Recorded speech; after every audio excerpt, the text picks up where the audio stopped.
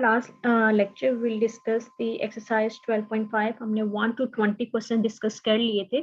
आज हम 21 to onward question discuss करेंगे। So the question is find equations for the plane. तो हम सबसे पहले इसकी जर्नल फॉर्म देख लेते हैं कि इक्वेशन ऑफ द प्लेन की जर्नल फॉर्म हम कैसे एवेलुएट करते हैं, उसके बाद क्वेश्चंस करेंगे। तो ये इसकी जर्नल इक्वेशन गिवन है कि हम इसको कैसे प्रूव करेंगे, उसको भी डिस्कस कर लेते हैं। Can equation for the plane in space. तो अब प्लेन के लिए इक्वेशन कैलकुलेट करने के लिए हमें प्लेन में एक पॉइंट चाहिए P note. For example this is the point, हमें पॉइंट गिवन है। और दूसरी चीज क्या चाहिए, एक वेक्टर चाहिए जो कि उस लाइन पे परपेंडिकुलर हो। अगर एक ये पॉइंट पी नोड और हमने एक आर्बिट्रेरी पॉइंट कंसीडर कर लिया है, तो ये एक लाइन है, ठीक है। और एक हमें वेक्टर चाहिए, दिस वेक्टर जो कि इस लाइन पे परपेंडिकुलर हो, ठीक है। और इसके कोऑर्डिनेट्स क्या होंगे, ए बी एंड सी। तो अगर ये दो पॉइंट्स है तो हम इनका डिस्टेंस कैलकुलेट कर सकते हैं, P not P, and this distance, this line is perpendicular to this normal vector. So we can write p naught p is perpendicular to n. If two vectors are perpendicular तो उनका dot product 0 होता है, ठीक है। ये हम already पढ़ चुके हैं। तो अब क्योंकि दोनों वेक्टर्स, ये भी एक वेक्टर है और ये भी एक वेक्टर है, और दोनों परपेंडिकुलर हैं, तो इनका डॉट प्रोडक्ट 0 होगा। और पी नोट के कोऑर्डिनेट भी गिवन है x naught, Y naught, C naught, और पी के कोऑर्डिनेट्स भी गिवन है एक्स वाई सी। तो हम easily P naught P calculate कर सकते हैं। तो पी नोट पी कैसे कैलकुलेट करेंगे कि X minus X naught, Y minus Y note and C minus G naught, and dot product लेना है एन का, और एन के कोऑर्डिनेट्स हैं ए बी एंड सी। अब डॉट प्रोडक्ट हम टू वेक्टर्स का कैसे लेंगे कि ये बेसिकली आई कोऑर्डिनेट है और ये भी आई कोऑर्डिनेट है। तो आई कोऑर्डिनेट को मल्टीप्लाई करते हैं प्लस जे कोऑर्डिनेट्स को मल्टीप्लाई करते हैं, तो ये क्या हो जाएगा, a into x minus x naught. इस तरह इन दोनों को मल्टीप्लाई कर दिया, इस तरह के कोऑर्डिनेट्स को मल्टीप्लाई कर दिया, which is C into G minus ji naught equal to 0, ठीक है। तो हमने इनका डॉट प्रोडक्ट लेकर इक्वल टू 0 कर दिया। So basically this equation is the equation of the plane. तो जब भी हमें इक्वेशन ऑफ द प्लेन को यूज करना होगा, सॉरी फाइंड करना होगा, तो हम इस इक्वेशन को यूज करेंगे। अब क्वेश्चन नंबर 21 में हमें यही फाइंड आउट करना है इक्वेशन ऑफ द प्लेन्स, और हमें गिवन क्या है, एक पॉइंट गिवन है और एक नॉर्मल वेक्टर गिवन है। और सबसे पहले हमें जो गिवन है हम वो डाटा लिख लेते हैं। So given data is p node, x node, y node, z node. This point is given to us, और एक normal vector given है whose coordinates are a, b and c, and we have to find the equation of the plane, which is this equation. अब इस equation में हमें x naught, y note, c note चाहिए, वो हमें given है, और a, b, c चाहिए, वो भी गिवन है। तो substitute these values in the formula, we get our required equation of the plane. तो यहाँ पे हमने x नोट की जगह 0 सब्स्टिट्यूट कर दिया क्योंकि x नोट की वैल्यू 0 है। इस तरह y नोट की वैल्यू 2 है, तो y नोट की जगह 2 सब्स्टिट्यूट कर दिया। इस तरह z नोट इक्वल टू -1, तो z नोट की जगह -1 सब्स्टिट्यूट कर दिया। a इज 3, तो a की जगह 3 सब्स्टिट्यूट कर दिया। b की वैल्यू -2 गिवन है, तो यहाँ पे b को -2 सब्स्टिट्यूट कर दिया। और c की वैल्यू -1 गिवन है, तो c की जगह हमने -1 सब्स्टिट्यूट कर दिया। इसको सिंप्लीफाई किया, 3x, इसको -2y, minus minus plus, 2 2s are 4, और फिर इस माइनस को -1 एज इट इज, और ये minus minus plus z plus 1 equal to 0। इसको हमने सिंप्लीफाई किया, 3x minus 2y minus z and 4 minus 1 is 3. So this is our required equation. इसी तरह क्वेश्चन नंबर 22 है कि the plane through the point this and parallel to the plane this, और हमने find वही करना है इक्वेशन ऑफ द प्लेन। तो जो गिवन डाटा उसको लिख लेते हैं कि पी नोट हमें गिवन है x naught, Y naught, ji naught is 1 -1 and 3, और हमें equation of the plane given है। अगर हमें equation of the plane given है तो इसमें से हम इजीली वेक्टर को फाइंड आउट कर सकते हैं, ठीक है। तो ये बेसिकली एक प्लेन की इक्वेशन गिवन है हमें, और इसमें से अगर हमने वेक्टर कैलकुलेट करना है, हमें पता है कि हर प्लेन पे एक नॉर्मल वेक्टर होता है जो कि उस प्लेन पे परपेंडिकुलर होता है, और इस प्लेन की हमें इक्वेशन गिवन है 3xy प्लस z। सो अब n अगर हमें नॉर्मल वेक्टर कैलकुलेट करना है तो उसके कोऑर्डिनेट्स क्या होंगे, जो इक्वेशन ऑफ द प्लेन में एक्स वाई सी के कोफिशिएंट जो होते हैं वो बेसिकली नॉर्मल वेक्टर के कोऑर्डिनेट्स होते हैं। तो इस नॉर्मल वेक्टर के कोऑर्डिनेट्स होंगे 3, 1 एंड 1, क्योंकि यहाँ पे x का कोऑर्डिनेट 3 है, y का कोऑर्डिनेट 1 है और z का कोऑर्डिनेट भी 1 है। तो हम इस इक्वेशन ऑफ द प्लेन को यूज करते हुए यहाँ से वेक्टर को कैलकुलेट कर सकते हैं। हमें फाइंड करना है इक्वेशन ऑफ द प्लेन, तो हमने इक्वेशन ऑफ द प्लेन की स्टैंडर्ड फॉर्म लिखी। अब हमने a, b और c एक नॉर्मल वेक्टर कैलकुलेट कर लिया, whose coordinates are a, b and c, और पॉइंट हमें गिवन है। अब हम इसमें सब्स्टिट्यूट करेंगे और इक्वेशन को सिंप्लीफाई कर लेंगे। तो x की जगह, x नॉट की जगह हमने 1 सब्स्टिट्यूट किया क्योंकि x नॉट इज 1। इस तरह y नॉट की वैल्यू -1 गिवन है, तो यहाँ पे हमने -1 सब्स्टिट्यूट किया तो माइनस माइनस प्लस हो गए। ठीक है, इस तरह c की वैल्यू 1 गिवन है, यहाँ पे देखिए c की वैल्यू 1 है, तो c की जगह 1 सब्स्टिट्यूट किया, z माइनस z नॉट की जगह 3 सब्स्टिट्यूट कर दिया। अब हमने जस्ट इसको सिंप्लीफाई करना है इस इक्वेशन को, तो 3x plus y plus z, और यहाँ पे 1 ये 3 और 3 6 और 1 किया तो माइनस हो गया, इस तरफ करेंगे तो पॉजिटिव 5 होगा। जस्ट हमने इसको सिंप्लीफाई किया। ओके, क्वेश्चन नंबर 23 में हमें क्या करना है, the plane through point this this and this. हमें 3 पॉइंट्स गिवन है और हमें इसको यूज करते हुए equation of the plane find out करनी है। तो सबसे पहले तो हम वेक्टर्स कैलकुलेट कर लेंगे। ठीक है, तो P हमने इनको जो पॉइंट्स गिवन है, let's suppose this point is P, Q and S। हम सबसे पहले ये पॉइंट है, एक पॉइंट P गिवन है, एक पॉइंट Q गिवन है और एक पॉइंट S गिवन है। तो हम सबसे पहले क्या फाइंड आउट करेंगे, P Q, ये वेक्टर आ जाएगा। ठीक है, और P Q कैसे कैलकुलेट करेंगे कि Q के कोऑर्डिनेट्स में से X के कोऑर्डिनेट्स को माइनस कर देंगे, 2 - 1 0 - 1 2 -1, तो ये पी क्यू आ जाएगा। इस तरह पी एस कैलकुलेट करेंगे, पी क्यू कैलकुलेट करेंगे तो ये वेक्टर आ जाएगा, पी एस कैलकुलेट करेंगे तो ये वाला वेक्टर आ जाएगा।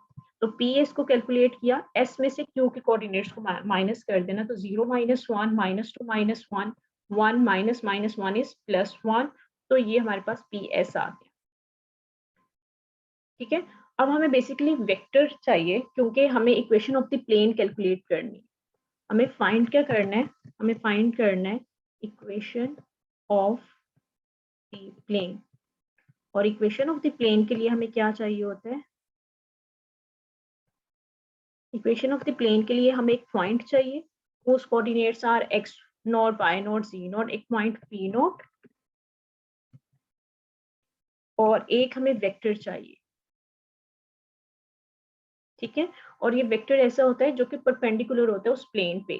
तो अगर एक वेक्टर हमारे पास पी एस है और एक वेक्टर पी क्यू है, और हमें एक ऐसा वेक्टर कैलकुलेट करना है जो कि उस प्लेन पे परपेंडिकुलर हो, तो हमें पता है कि अगर पी और क्यू दो वेक्टर्स हैं and theta theta is the angle between them, तो जो इनका क्रॉस प्रोडक्ट होगा, फॉर एग्जांपल पी क्यू, और इन दोनों वेक्टर का जो क्रॉस प्रोडक्ट होगा वो इन दोनों वेक्टर्स के परपेंडिकुलर होता है। तो इस केस में क्रॉस प्रोडक्ट कौन से वेक्टर्स का हम कंसीडर करेंगे, पी एस और पी क्यू का जो क्रॉस प्रोडक्ट होगा, for example this vector is P S cross P Q, so ये वेक्टर इन दोनों वेक्टर्स पे परपेंडिकुलर होगा। तो इसका मतलब है कि हमारा जो रिक्वायर्ड वेक्टर होगा वो बेसिकली क्या होगा, P Q cross P S. तो हम ये क्रॉस प्रोडक्ट कैलकुलेट कर लेंगे, आई जे के, यहाँ पे पी क्यू के हमने एलिमेंट्स कोऑर्डिनेट्स लिख लिए 1 - 1 एंड 3, तो हमने कैलकुलेट किए हैं, इस तरह पी एस के लिख लेंगे और इसको सिंप्लीफाई कर लेंगे। ठीक है, आई एज इट इज। इसके बाद हम क्या करेंगे, इस टर्म और इस कॉलम को, इस रो और कॉलम को इग्नोर कर देंगे, कैंसिल कर देंगे, और हम इनका क्रॉस प्रोडक्ट लेंगे इन टर्म्स का। सो 2 - 1 × 2 इज -2, दरमियान में हम माइनस साइन लगाएंगे क्योंकि हम डिटर्मिनेंट ले रहे हैं, एंड इन दोनों का को मल्टीप्लाई करेंगे विच इज -9। इसी तरह नेक्स्ट टर्म के लिए क्या करेंगे, -j। ठीक है, और -j के लिए अब हम क्या करेंगे, इस टर्म को और इस रो को इग्नोर करेंगे और इनका क्रॉस प्रोडक्ट लेंगे माइनस के साथ।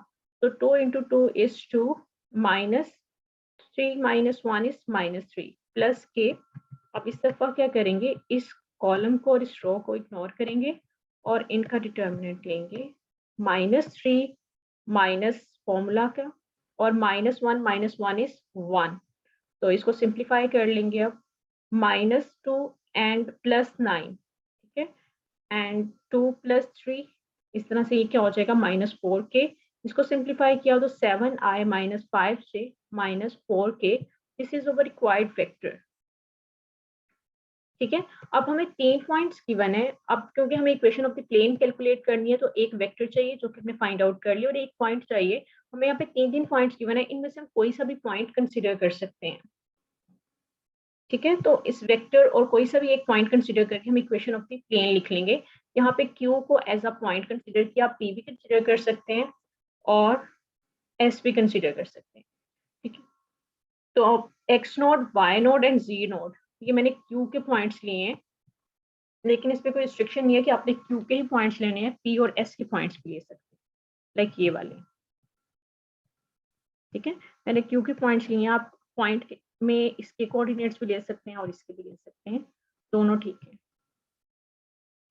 तो P0 sorry x0, y0, z0 की जगह Q के कोऑर्डिनेट्स लिख दिए और ABC की जगह हमने ये वाले कोऑर्डिनेट्स लिखने हैं, क्योंकि जो नॉर्मल वेक्टर में I, J और K के कोफिशिएंट्स होते हैं वो ABC होते हैं। तो A is 7, B is -5 and C is also -4। तो इसको आप सिंप्लीफाई करेंगे, सिंप्लीफाई करने के बाद this equation is over required equation which is the equation of the plane. तो इस तरह से हमने कैलकुलेट करना है। Question number 25 is the plane through point 2, 4 and 5 and perpendicular to the line। Basically हमें एक पैरामीट्रिक इक्वेशन गिवन है and parametric equation is represent the line। तो जब भी हमें ये पैरामीट्रिक इक्वेशन गिवन होगी वो बेसिकली लाइन को रिप्रेजेंट करती है। तो हमें फाइंड क्या करना है, sorry equation of the plane calculate करना है। तो उसके लिए हमें क्या चाहिए, हमें एक पॉइंट चाहिए और एक वेक्टर चाहिए। तो पॉइंट तो हमें गिवन है, हमें वेक्टर कैलकुलेट करना है और वेक्टर के लिए हमें ये इक्वेशन गिवन है। ठीक है, इक्वेशन पैरामीट्रिक इक्वेशंस गिवन है। तो बेसिकली हमें ये गिवन है पैरामीट्रिक इक्वेशन। तो इस पैरामीट्रिक इक्वेशन को यूज करते हुए हम वेक्टर कैलकुलेट कर सकते हैं, क्योंकि इस बेसिकली पैरामीट्रिक इक्वेशन में x equal to x0 plus v1t, y equal to y0 plus y0 plus v2t and z equal to z0 plus v3t। तो यहाँ से हम वेक्टर इजीली कैलकुलेट कर सकते हैं। तो यहाँ से फर्स्ट इक्वेशन से x equal to x0 plus v1t और ये क्या गिवन है 5 प्लस 1t, इसका मतलब है v1 किसके इक्वल है 1 के। इसीलिए हमने इन इक्वेशंस को यूज करते हुए वेक्टर कैलकुलेट करना है whose coordinates are v1, v2 and v3। ये वेक्टर हमें चाहिए क्योंकि पॉइंट हमें गिवन है, पॉइंट हमें गिवन है। वेक्टर फाइंड आउट कर लेंगे तो इजीली हम इक्वेशन ऑफ द प्लेन को कैलकुलेट कर सकते हैं। तो इसके लिए इसको हमने वैल्यूएट करना है और इसके लिए हमें ये इक्वेशन गिवन है, पैरामीट्रिक इक्वेशन। तो इसको यूज करते हुए हमने v1 की वैल्यू कैलकुलेट कर ली विच इज 1। इसी तरह दूसरी इक्वेशन किसके इक्वल है y equal to y0 plus v2t which is 1 plus 3t। इसका मतलब है v2 की वैल्यू क्या गिवन है 3, हम v2 की जगह 3 लिख लेंगे।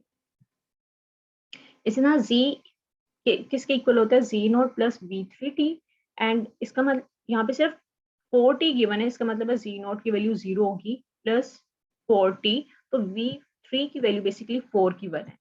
तो इन्हीं इक्वेशंस को यूज करते हुए हमने यहाँ से वेक्टर कैलकुलेट कर लिया विच इज 1, 3, 4। अब हमारे पास पॉइंट भी है और वेक्टर भी है। अब हम इक्वेशन ऑफ द प्लेन की जनरल फॉर्म लिखेंगे, उसमें ये वैल्यू सब्स्टिट्यूट कर देंगे वेक्टर की और पॉइंट की, तो will get over required equation. तो this is the equation of the plane. अब आपके पास basically this value is a, this value is b and this value is c। अब यहाँ पे a b c value substitute करें, x0, y0, z0 की जगह पॉइंट की वैल्यू पुट करें जो कि ये गिवन है। ठीक है, 2, 4 and 5 is basically x0, y0, z0। इस फॉर्मूला में सब्स्टिट्यूट कर दें और इसको सिंप्लीफाई करेंगे तो इक्वेशन आ जाएगी आपके पास।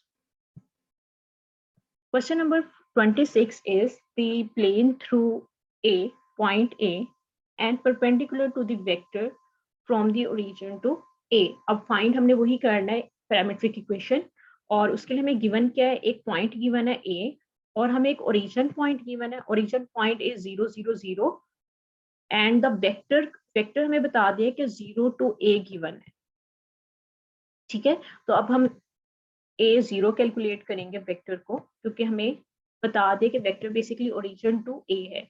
तो AO इज इक्वल टू कि आप O के ओरिजिन जो पॉइंट गिवन है उसमें से A के कोऑर्डिनेट माइनस कर दें, तो 1 minus 0 minus 2 minus 0, 1 minus 0 is 1 minus 2 and 1।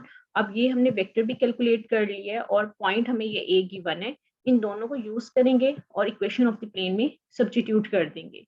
Basically यहाँ पे ये आपके पास A गिवन है, this is P and this is C, और ये आपके पास पॉइंट है। ठीक है, this is x not, this is y not, this is z not. अब इसको इस फॉर्मूला में सब्स्टिट्यूट करें और इक्वेशन ऑफ द प्लेन को सिंप्लीफाई करके आंसर आ जाएगा। ठीक है, ये हमने इसकी जनरल फॉर्म को डिस्कस कर लिया था। इक्वेशन 27 में अब हमने प्लेन से रिलेटेड सारे क्वेश्चन डिस्कस कर लिए हैं। अब हम point of intersection of two lines इसकी बात करेंगे। तो क्वेश्चन नंबर 27 गिवन है कि find the point of intersection of the line. अब लाइन की बात है तो हमेशा एक पैरामीट्रिक इक्वेशन हमें गिवन होगी, क्योंकि parametric equation basically represent the line. So यहाँ पे हमें एक लाइन गिवन है एक्स वाई जी की फॉर्म में, और यहाँ पे दूसरी लाइन गिवन है, और हमने इन दोनों लाइंस का intersection point, common point calculate करना है। तो यहाँ पे हम क्या कैसे फाइंड आउट करेंगे इंटरसेक्शन पॉइंट? यहाँ पे देखिए दोनों साइड पे एक्स है, लेफ्ट साइड पे एक्स है, तो दोनों साइड इक्वल हैं, तो हम राइट साइड को भी इक्वल कर सकते हैं। तो यहाँ से क्या आ जाएगा, 2t + 1 is equal to s + 2 हम लिख सकते हैं, क्योंकि लेफ्ट साइड पे x है, इक्वल वैल्यू साइन है। तो इसको हमने इक्वेट कर लिया और इसको हमने सिंप्लीफाई करके लिखा, तो 2t यहाँ से -s + 1 एंड -2 एक साइड पे सारी वैल्यूज कर ली इक्वल टू 0। यहाँ से 2t - s और इसको सिंप्लीफाई किया -1 इक्वल टू 0। इसको हमने फॉर्म एक इक्वेशन के फॉर्म में कन्वर्ट कर दिया कि 2t - s equal to 1, this is equation 1। इसी तरह हम क्या करेंगे, y के जो दोनों इक्वेशन हैं उनको इक्वेट कर लेंगे, क्योंकि लेफ्ट साइड इक्वल है तो राइट साइड भी इक्वल होगी। तो ये क्या आ जाएगा, 3t + 2 इक्वल टू 2s + 4। इसी तरह इसको भी सिंप्लीफाई कर लेंगे। ठीक है, सारे वेरिएबल्स को इस तरफ ले आएंगे, यहाँ पे जो 2s + 4 है राइट लेफ्ट साइड पे ले आएंगे, तो क्या आ जाएगा -2s - 4, और इसको सिंप्लीफाई किया तो वी गेट इक्वेशन 2। इसी तरह हम क्या करेंगे, जो z के कोऑर्डिनेट्स हैं दोनों लाइंस के, उनको भी कंपेयर कर लेंगे, क्योंकि लेफ्ट साइड इक्वल है तो हम राइट साइड को भी इक्वेट कर सकते हैं। उसको हमने सिंप्लीफाई करके इक्वेशन 3 फाइंड आउट कर ली। Now we have 3 equations and 2 unknowns. ये 3 इक्वेशंस हैं हमारे पास और इसके अंदर 2 अननोन है t और s। हम इसकी वैल्यू कैलकुलेट करेंगे। ठीक है, अब t और s की वैल्यू कैलकुलेट करनी है। 3 इक्वेशंस हैं, कोई से 2 इक्वेशंस को यूज करें, सिंप्लीफाई करके t और s की वैल्यू कैलकुलेट करें। तो मैंने आप अपनी मर्जी से किसी भी तरह से कैलकुलेट कर सकते हैं। ठीक है, जब आप कैलकुलेट करेंगे तो t की वैल्यू 0 आएगी, और जब सब्स्टिट्यूट करेंगे तो s की वैल्यू -1 आएगी। तो इक्वेशन इसका मतलब है कि जो लाइंस हैं वो इंटरसेक्ट करेंगी व्हेन t = 0 एंड s = -1। ये बेसिकली हमने इंटरसेक्शन पॉइंट फाइंड आउट किए हैं। तो ये बेसिकली ये शो करें कि इस पॉइंट पे करेंगे। तो पॉइंट ऑफ इंटरसेक्शन कैलकुलेट करने के लिए, point of intersection is P of x, y and z is called the point of intersection. ये हमें फाइंड आउट करना है। ठीक है, तो x, y, z हमें कैलकुलेट करना है, और x, y, z हमें गिवन है क्वेश्चन में। देखिए यहाँ पे x, y और z गिवन है, और x, y, z he basically point of intersection होते हैं। अब पॉइंट ऑफ इंटरसेक्शन के लिए आप ये भी x, y, z यूज कर सकते हैं और ये भी यूज कर सकते हैं। आंसर एक आएगा, क्योंकि आपके इंटरसेक्शन पॉइंट दोनों लाइंस का कॉमन पॉइंट होगा। तो यहाँ पे t की वैल्यू सब्स्टिट्यूट करें, यहाँ पे s की वैल्यू सब्स्टिट्यूट करें, दोनों केसेस में पॉइंट ऑफ इंटरसेक्शन एक ही होगा। आप इसको वेरीफाई भी कर सकते हैं। t और s की वैल्यू आप x, y और z की जगह सब्स्टिट्यूट कर दें। ठीक है, तो 2t + 1, t की वैल्यू आपने अभी 0 कैलकुलेट किया है यहाँ पे, लेकिन t इज 0, इसको आपने सब्स्टिट्यूट कर दिया इक्वेशन में। x equal to 2t plus 1, t की वैल्यू 0 सब्सटीट्यूट की तो 1 आ रहा है। इस तरह यहाँ पे सब्सटीट्यूट की तो y की वैल्यू 2 आ रही है। इसी तरह z में सब्सटीट्यूट की तो z की वैल्यू 3 आ रही है। So the point of intersection is 1 2 3।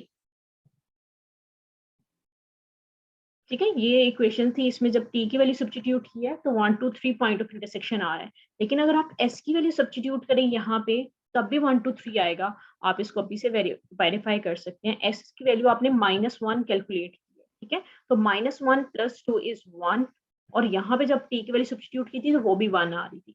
इस तरह आप s की वैल्यू सब्सटीट्यूट करें, s की वैल्यू -1 है तो -2 + 4 इज 2। इस तरह z की वैल्यू क्या आएगी, s is -1 -4 is 4 -1 is 3। तो यहाँ से भी पॉइंट ऑफ इंटरसेक्शन 1 2 3 आ रहा है, और अगर आप यहाँ पे s की वैल्यू सब्सटीट्यूट करें फिर भी पॉइंट ऑफ इंटरसेक्शन सेम आ रहा है। तो लास्ट में जब आपने पैरामीट्रिक इक्वेशन में x y z की वैल्यू सब्सटीट्यूट करनी है तो आप t वाली इक्वेशन को भी ले सकते हैं, लाइन को, और s वाली भी ले सकते हैं। दोनों पीसेस में एक ही पॉइंट ऑफ इंटरसेक्शन आएगा। इसी तरह क्वेश्चन नंबर 29 में हमने क्या कैलकुलेट करना है, find the plane determined by intersecting line. अब हमें लाइन 1 और लाइन 2 गिवन है और हमने equation of the plane calculate करनी है। और इक्वेशन ऑफ द प्लेन वही है कि ax - x1 sorry ax - x0 plus b y - y0 plus c z - z0 equal to 0। ये इक्वेशन ऑफ द प्लेन ये हमने कैलकुलेट करनी है। ठीक है, ये हमने फाइंड करनी है, और उसके लिए हमें दो लाइंस गिवन है पैरामीट्रिक इक्वेशन की फॉर्म में।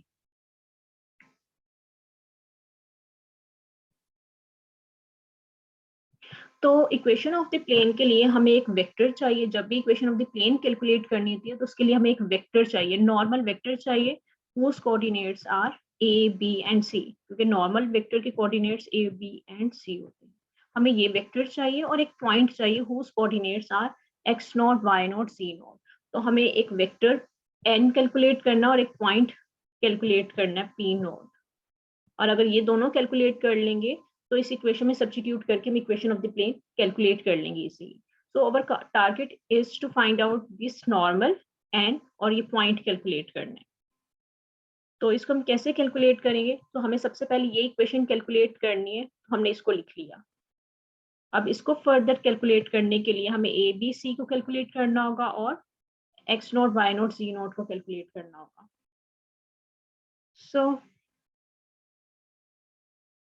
यहाँ से हम क्या कैलकुलेट कर सकते हैं, इस लाइन से हम v1 कैलकुलेट कर सकते हैं, क्योंकि हमें पता है कि इक्वेशन किस फॉर्म में होती है। अगर ये पैरामीट्रिक इक्वेशंस हैं तो पैरामीट्रिक इक्वेशन किस फॉर्म में होगी कि x equal to x0 plus v1t, y is equal to y0 plus v2t। तो यहाँ से जो v t के साथ कोफिशिएंट्स होंगे वो बेसिकली वेक्टर्स के कोऑर्डिनेट्स होंगे।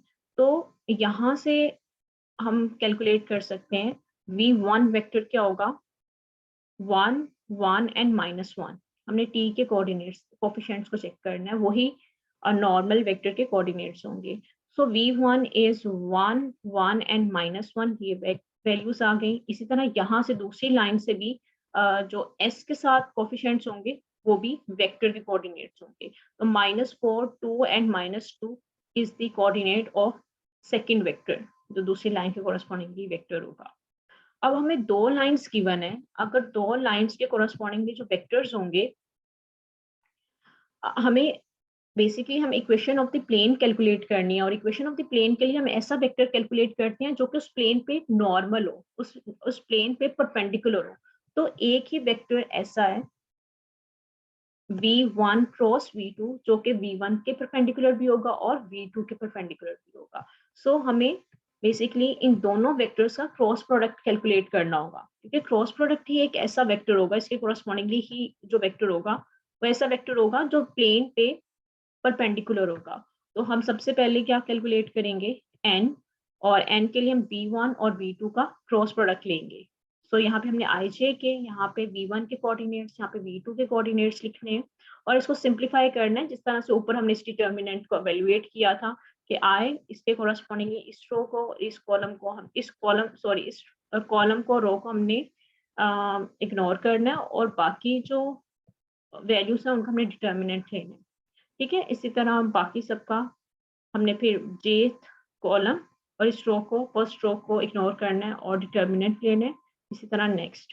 तो ये वेक्टर बेसिकली हमारे पास हमारा रिक्वायर्ड वेक्टर है जो कि परपेंडिकुलर होगा प्लेन पे। अब हमें पॉइंट फाइंड आउट करना है, तो पॉइंट यहाँ से दो आएंगे क्योंकि ये बेसिकली क्या है, x nought, this point is y note and z nought, इसके कोरस्पॉन्डिंगली एक पॉइंट आ रहा है। ठीक है, और इसी तरह यहाँ पे से भी एक पॉइंट आ जाएगा, ये भी एक्स नोट वाई नोट जी नोट, तो इस पॉइंट को हम क्यू कंसिडर कर लेते हैं। तो एक पॉइंट पी आ रहा है पहली लाइन से और दूसरा पॉइंट क्यू आ रहा है दूसरी लाइन के कोरस्पॉन्डिंगली, लेकिन हमें प्लेन की इक्वेशन के लिए सिर्फ एक ही पॉइंट चाहिए जिसके coordinate x naught Y naught जी नोट हो। तो हम इन दोनों पॉइंट्स में से कोई एक पॉइंट कंसीडर कर सकते हैं। वेक्टर तो हमने फाइनलाइज कर लिया, लेकिन इन दोनों पॉइंट्स में से किसी एक पॉइंट को यूज कर सकते हैं इक्वेशन ऑफ द प्लेन के लिए। तो ये आप, इट्स अप टू यू कि आपने कौन सा पॉइंट यूज करना है। इसके बाद कुछ भी नहीं करना क्योंकि आपने वेक्टर भी कैलकुलेट कर लिया, पॉइंट भी कैलकुलेट कर लिया है। जस्ट इसकी जर्नल फॉर्म लिखें जो स्टार्टिंग में मैंने लिखी थी। अब इसमें वेक्टर के जो कोऑर्डिनेट्स होंगे, इस वेक्टर के बेसिकली इसके कोऑर्डिनेट्स क्या हैं, I coordinate is 0, J coordinate is 6 and kth coordinate is also 6. So ये बेसिकली वेक्टर के कोऑर्डिनेट्स हैं और x naught y naught z naught इन दोनों पॉइंट्स में से कोई सा भी पॉइंट कंसीडर कर सकते हैं। यहाँ पे पॉइंट Q को मैंने एज अ पॉइंट कंसीडर किया, P कंसीडर करके इस क्वेश्चन को सॉल्व कर सकते हैं। तो यहाँ पे देखें A की जगह 0, B की जगह 6 और C की जगह भी 6 सब्स्टिट्यूट किया और x नोट की जगह 1 क्योंकि ये हमने पॉइंट्स कंसीडर किए, y नोट की जगह, अच्छा सॉरी यहाँ पे y नोट की जगह 2, तो फिर पॉइंट P को कंसीडर किया हुआ है। ठीक है, Q की कोऑर्डिनेट से लिए हुए P के लिए हुए, लेकिन आप Q को भी कंसीडर कर सकते हैं, लेकिन इस क्वेश्चन के लिए मैंने x naught y naught z note इस पॉइंट के लिए, तो y नोट की जगह 2 सब्स्टिट्यूट कर दिया और z नोट की जगह 1 सब्स्टिट्यूट कर दिया और इसको सिंप्लीफाई किया तो हमारे पास आंसर आ गया विच इज 6y + 6z = 18। तो ये बेसिकली वो इक्वेशन ऑफ द प्लेन थी जो हमने कैलकुलेट करनी थी। अब नेक्स्ट क्वेश्चन देखें, क्वेश्चन नंबर 31 कि find a plane through point P nought and perpendicular to the line of intersection of the planes 2x + y - z = 3 and this line। तो हमें बेसिकली फाइंड क्या करना है, हमें फिर से एक प्लेन कैलकुलेट करना है। ठीक है, हमें प्लेन कैलकुलेट करना है और प्लेन की इक्वेशन हमें पता है कि a into x - x naught plus b into y - y naught plus c into z - c naught equal to 0। तो इक्वेशन ऑफ द प्लेन के लिए हमें एक पॉइंट चाहिए और हमें एक वेक्टर चाहिए, whose coordinates are a b and c। अगर ये दो चीजें हमें पता चल जाए तो हम easily equation of the plane को कैलकुलेट कर सकते हैं। तो पॉइंट तो हमें गिवन है यहाँ पे, ठीक है, तो इसका प्रॉब्लम नहीं है। हमें बेसिकली अब वेक्टर कैलकुलेट करना है जो कि प्लेन पे परपेंडिकुलर हो।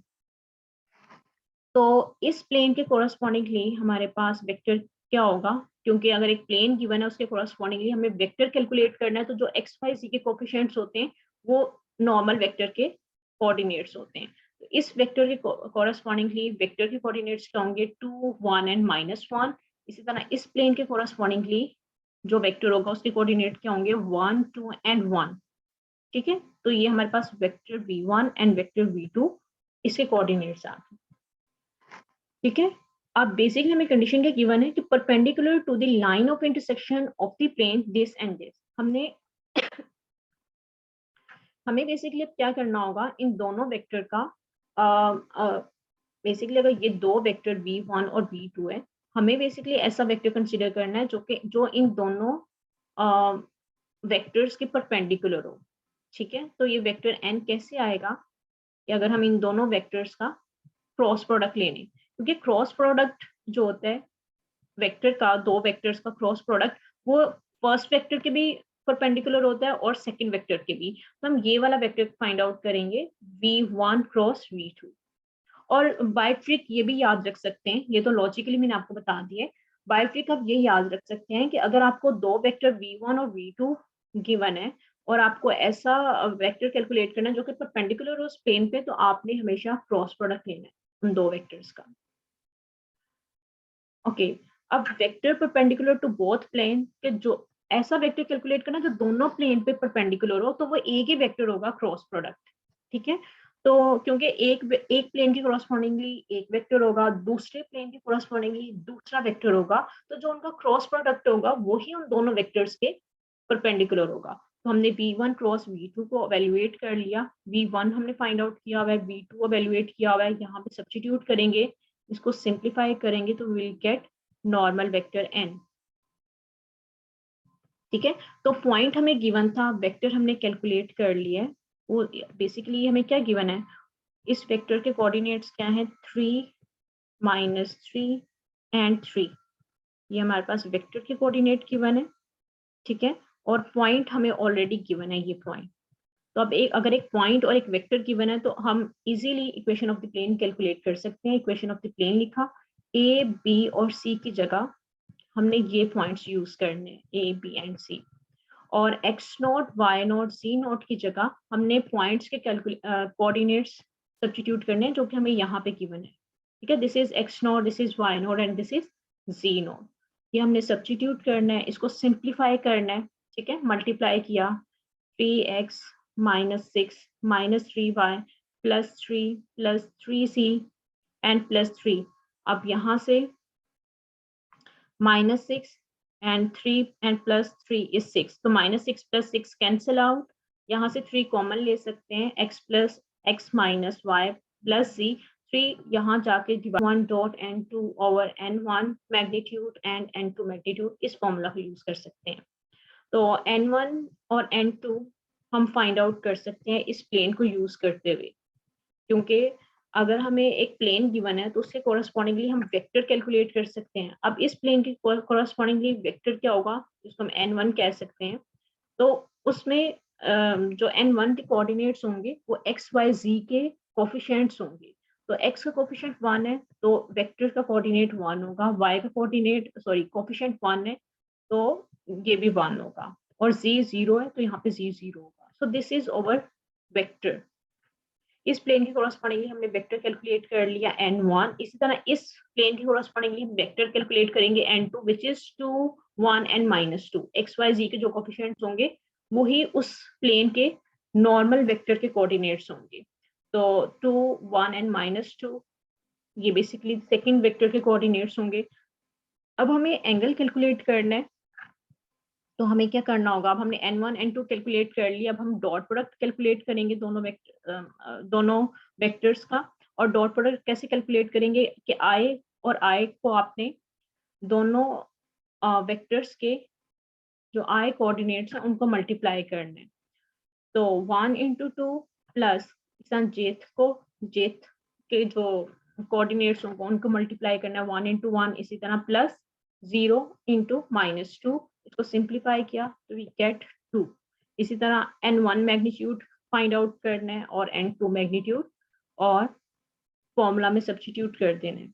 ठीक है, तो cos inverse 1/√2 is equal to π/4, और आप इसको 45 भी लिख सकते हैं, 45 डिग्री। तो इस तरह से अगर कोई से भी दो प्लेन्स गिवन हो तो उसके कोरस्पॉन्डिंगली हम एंगल कैलकुलेट कर सकते हैं। ठीक है, इसी तरह क्वेश्चन नंबर 53 हमें क्या गिवन है कि इंटरसेक्टिंग लाइन एंड प्लेन। अब फिर से हमें इंटरसेक्शन वाले क्वेश्चंस को सॉल्व करना है कि अगर एक लाइन और एक प्लेन गिवन हो तो हम इंटरसेक्शन पॉइंट कैसे कैलकुलेट करते हैं। ठीक है, और हमें फाइंड क्या करना है, find the point in which the line meets the plane. तो हमें पॉइंट ऑफ इंटरसेक्शन कैलकुलेट करना है इस सिचुएशन में। तो गिवन क्या, हमें एक लाइन गिवन और एक प्लेन गिवन, क्योंकि line is basically parametric equation और प्लेन की इक्वेशन हमें पता है। तो ये दो हमें चीजें गिवन है और हमें इंटरसेक्शन पॉइंट कैलकुलेट करना है। तो इंटरसेक्शन पॉइंट क्या होता है, एक्स वाई और जी की वैल्यू। तो अगर हम किसी तरह से यहाँ देखें, हमें फाइंड करना है एक्स वाई जी, और एक्स वाई जी हम कैसे फाइंड आउट कर सकते हैं, अगर टी की वैल्यू फाइंड आउट कर लें. So in order to evaluate x, y, z, we have to find out this value t. तो इस वैल्यू t को हम evaluate कर सकते हैं. कैसे करेंगे कि जो equation of the plane given है हमें ये इक्वेशन, इसमें अगर हम x की जगह ये वैल्यू सब्स्टिट्यूट कर दें, y की जगह ये वैल्यू सब्स्टिट्यूट कर दें, z की जगह ये वैल्यू सब्स्टिट्यूट कर दें और इसको सिंप्लीफाई करें तो यहाँ से t की वैल्यू आ जाएगी. और जब t की वैल्यू आएगी यहाँ पे सब्स्टिट्यूट करेंगे तो उसके कॉरस्पॉन्डिंगली हमारे पास एक्स वाई जी आ जाएगा, जो कि हमें फाइंड आउट करना है. तो यही काम करेंगे. इक्वेशन ऑफ द प्लेन को हमने यूज करना है. यहाँ पे हमने देखे एक्स की वैल्यू सब्स्टिट्यूट कर दी, ये वैल्यू, ठीक है, एक्स की ये वैल्यू, वाई की ये वैल्यू, जी की ये वैल्यू यहाँ पे सब्स्टिट्यूट कर देंगे. तो वी गेट दिस, ठीक है, यहाँ पे सब्स्टिट्यूट कर दी वाई की वैल्यू और यहाँ पे सी की वैल्यू सब्स्टिट्यूट करना है. इसको सिंप्लीफाई किया तो we get t equal to -1/2. अब हमें, लेकिन हमें t की वैल्यू कैलकुलेट नहीं करनी, हमें पॉइंट ऑफ इंटरसेक्शन कैलकुलेट करना है. And point of intersection is x, y and z. और x, y एंड z कैसे आएगा, अगर x की जगह यहाँ पे t की वैल्यू सब्स्टिट्यूट कर दें, y कैसे आएगा, यहाँ पे t की वैल्यू सब्स्टिट्यूट करेंगे, और z कैसे आएगा कि हम t की जगह -1/2 t की वैल्यू सब्स्टिट्यूट कर दें. तो यही काम किया हमने कि पॉइंट ऑफ इंटरसेक्शन के लिए हमने t की जगह -1/2 सब्स्टिट्यूट किया, y में यहाँ पे t की जगह -1/2 और यहाँ पे भी -1/2 सब्स्टिट्यूट किया. तो ये बेसिकली x, y और z, this is over point of intersection, यही हमें फाइंड आउट करना. ठीक है, तो अब हमें जब भी एक प्लेन और एक इक्वेशन गिवन होगी तो हम x, y, z की वैल्यू सबसे पहले प्लेन में सब्स्टिट्यूट करेंगे, उसके कॉरस्पॉन्डिंगली t की वैल्यू इवैल्यूएट करेंगे और फिर यहाँ पे सब्स्टिट्यूट करके हम पॉइंट ऑफ इंटरसेक्शन कैलकुलेट कर लेंगे. Next question number 58. Find parameterization for the line in which planes in exercise 57 to 60 intersect. और ये हमें दो प्लेन्स की इक्वेशन गिवन है और इसके कॉरस्पॉन्डिंगली हमें पैरामीटराइजेशन मतलब हमें पैरामीट्रिक इक्वेशन कैलकुलेट करनी है. ठीक है, तो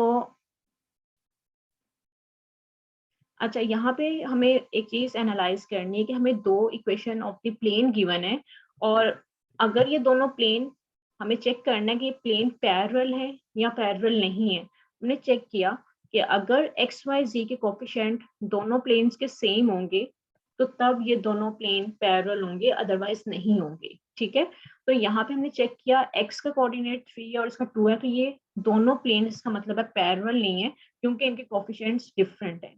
तो as two planes are not parallel, ये हमने यहाँ से चेक कर लिया. So the intersection is line, क्योंकि अगर ये दोनों सेम हो जाते, एक्स वाई जी के जो कोफिशिएंट्स है वो सेम हो जाते तो लाइंस पैरेलल होती, और जब लाइंस पैरेलल होंगी तो इंटरसेक्शन एक पॉइंट होगा. लेकिन क्योंकि ये दोनों लाइंस पैरेलल नहीं है तो अब इंटरसेक्शन एक लाइन होगा. अब हमें फाइंड क्या करना है, ये तो हमें गिवन है. फाइंड क्या करना है, हमें पैरामीट्रिक इक्वेशन कैलकुलेट करनी है.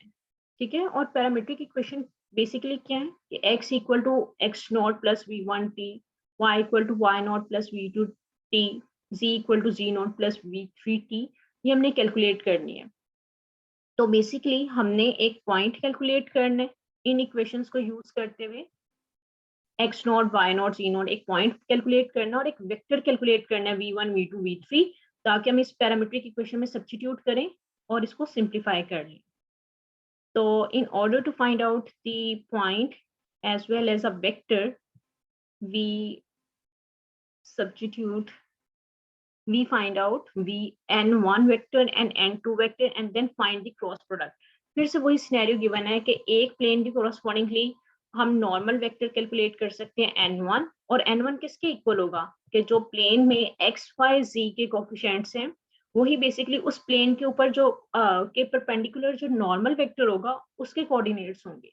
तो इस प्लेन के कोरस्पॉन्डिंगली जो नॉर्मल वेक्टर होगा उसके कोऑर्डिनेट्स क्या होंगे, 3, -6 एंड -2. तो अगर कोई हमें equation of the plane given है तो उसको यूज करते हुए हम नॉर्मल वेक्टर कैलकुलेट कर सकते हैं उस प्लेन के कोरस्पॉन्डिंगली, परपेंडिकुलर नॉर्मल वेक्टर. तो इस प्लेन के कोरस्पॉन्डिंगली नॉर्मल वेक्टर क्या होगा, 3, -6 एंड -2. इसी तरह इस प्लेन के कोरस्पॉन्डिंगली वेक्टर क्या होगा, n2. अब जो x, y, z कोफिशिएंट्स हैं वही इसके कोऑर्डिनेट्स होंगे, 2, 1 एंड -2. 2 1 एंड -2, ये हमने लिख लिया। अब हमें वेक्टर फाइंड आउट करना है जो कि प्लेन में परपेंडिकुलर हो, ठीक है, जो कि प्लेन में परपेंडिकुलर हो, और हमारे पास n1 और n2 है, तो कौन सा ऐसा वेक्टर होगा? n1 क्रॉस n2, ये ऐसा वेक्टर है जो कि n1 के भी परपेंडिकुलर है और n2 के भी, तो हम ये वेक्टर यूज करेंगे, इसको फाइंड आउट करेंगे। और ट्रिक मैंने आपको बताई हुई है कि जब भी n1 और n2 टू प्लेन्स के कोरस्पॉन्डिंगली नॉर्मल वेक्टर कैलकुलेट करते हैं और हमें n कैलकुलेट करना है वेक्टर, तो हम क्रॉस प्रोडक्ट लेते हैं, ठीक है। तो हमें क्रॉस प्रोडक्ट कैलकुलेट करना है वेक्टर के लिए, तो because the line of intersection of two plane is perpendicular to both plane, normal vector n1 and n2, ठीक है। तो हमने पहले n1 और n2 कैलकुलेट किया, और फिर ऐसा वेक्टर जो कि इन दोनों के परपेंडिकुलर हो, n1 और n2 के, वो वेक्टर क्रॉस प्रोडक्ट है बेसिकली उन दोनों वेक्टर्स का।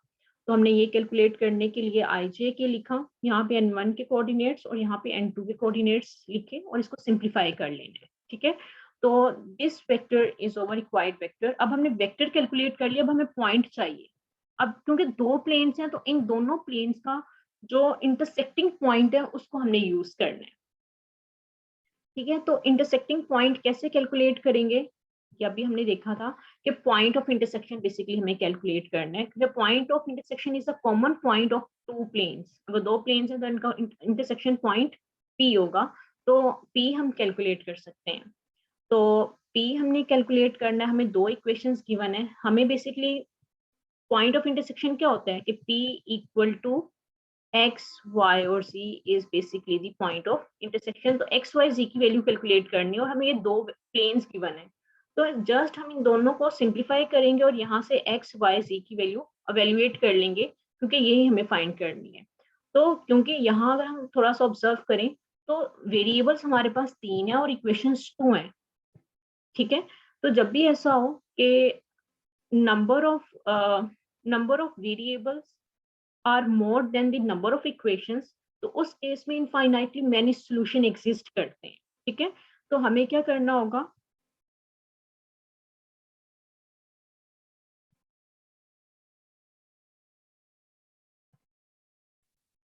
अच्छा सबसे पहले हमने क्या किया, z को 0 सब्स्टिट्यूट कर लेना है, क्योंकि हमें इनफाइनाइटली मैनी सॉल्यूशन एग्जिस्ट करते हैं, तो इसलिए हम पुट z इक्वल टू 0, हमने सब्स्टिट्यूट कर लिया, z को 0 सब्स्टिट्यूट कर लिया। तो यहाँ से क्या इक्वेशन आएगी, आई थिंक इसको कंबाइन करने में थोड़ा,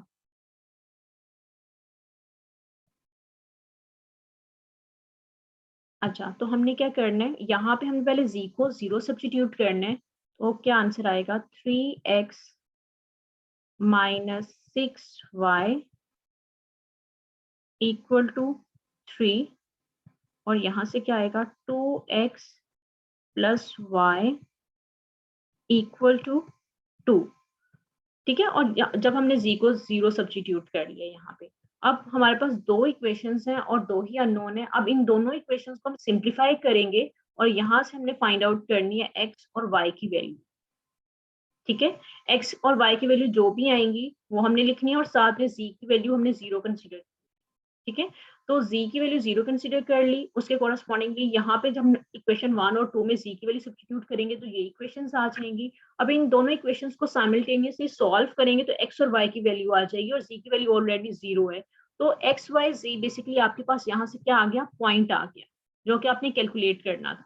अब आपके पास पॉइंट भी है और ये वेक्टर भी है। अब आप इसको किस में सब्स्टिट्यूट करेंगे, इक्वेशन ऑफ द प्लेन में, क्योंकि equation of the plane calculate करनी है आपको।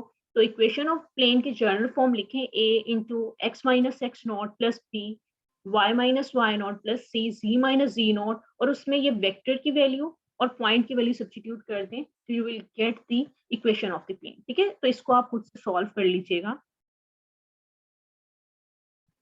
यहाँ पे ये इसके, ठीक है, आई थिंक ये कोई और पेज अटैच हो गया, तो ये आप इस क्वेश्चन को खुद से सॉल्व कर लेना, मैंने आपको प्रोसीजर सारा बता दिया, ठीक है। नेक्स्ट क्वेश्चन नंबर 61 है कि given two lines in space, either they are parallel or they intersect